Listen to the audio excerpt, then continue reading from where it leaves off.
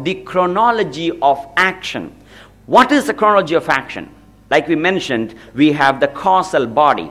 What is the causal body? Causal body is nothing but the vasanas, which is the seed of your personality, which is the seed of your life, the seed of the thoughts.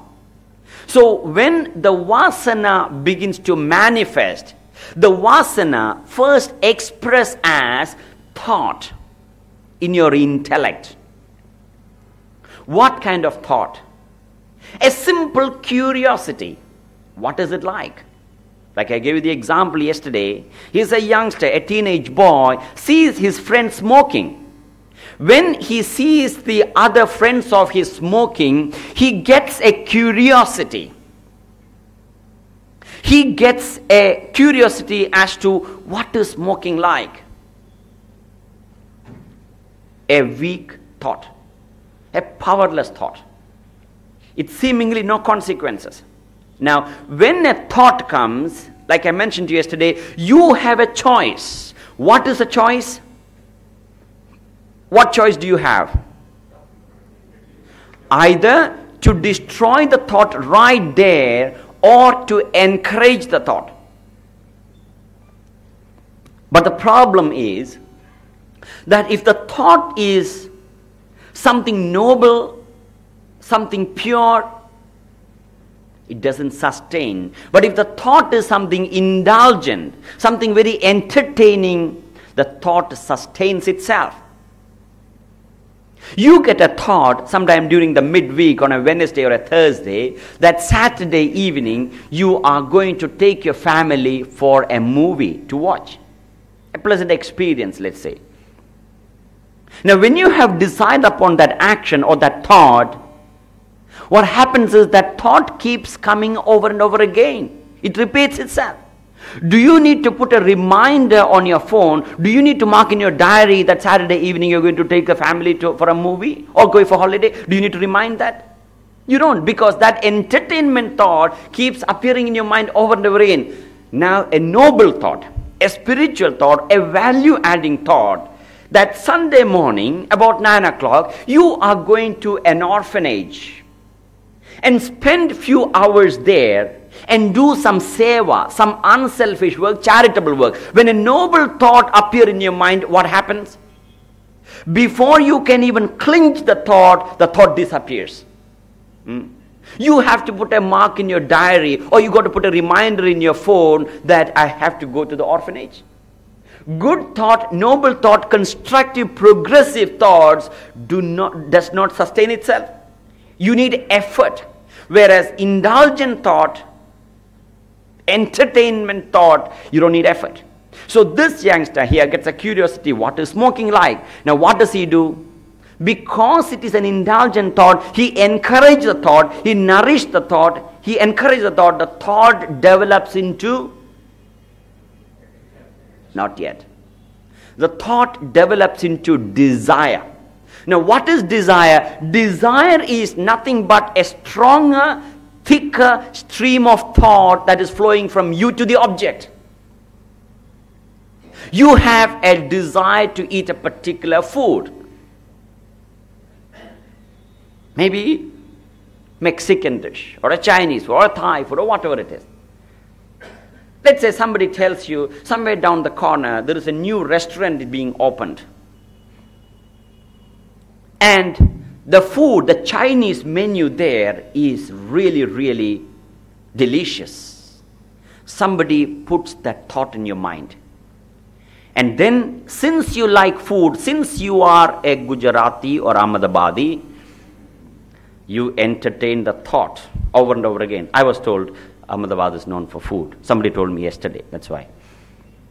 Okay, since you entertain the thought over and over again, that desire, it's become powerful. And until you thought is encouraged, nourished, the thought develops into a desire. You want to go and enjoy the meal. And then you find a time, you put that thought in your mind and you make time available, and then what do? You go to the restaurant and enjoy the delicious meal. That is called action.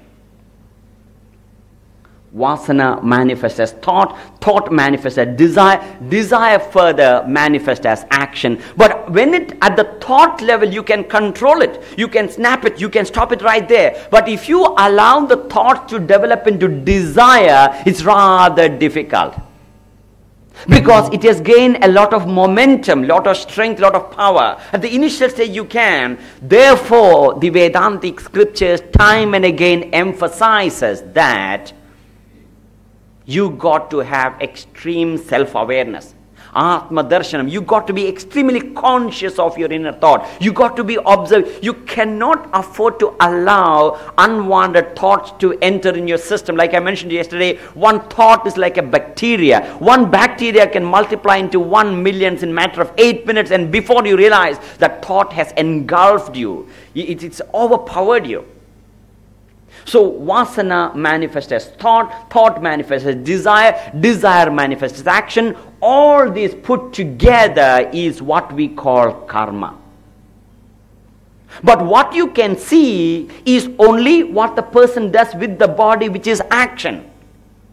But what you can't see is beyond the physical body, physical action. Therefore, what you see physically is karma. It has got the entire, you got to understand the deeper. The vasanas you cannot understand. You cannot explore into your causal body and find out what types of vasanas you have. Our intellect becomes incapable of doing that. Because our intellect and the mind and the thoughts are nothing but an effect of the vasanas. It is a product of the vasanas. A product cannot reach the producer. So, one evening, on a blissful evening, you are sitting with your family. And your young son or daughter, about 5-year-old, you're sitting with the family and you're going through your wedding album. All right? With your child. And the child is seeing the entire family members. Yourself, your spouse, your uncle, your auntie, your parents, everybody is in the photo. And the child asks, "Mommy, where am I? Why didn't you take me for my wedding, for your wedding?" The child is upset because you didn't take your child for wedding. How will you explain that to your child? Beta, you are a product of the wedding. You are an effect of the wedding. Just as the child cannot understand his parents' wedding, our intellect cannot explore and understand the causal body. It is the effect of the causal body, the vasanas.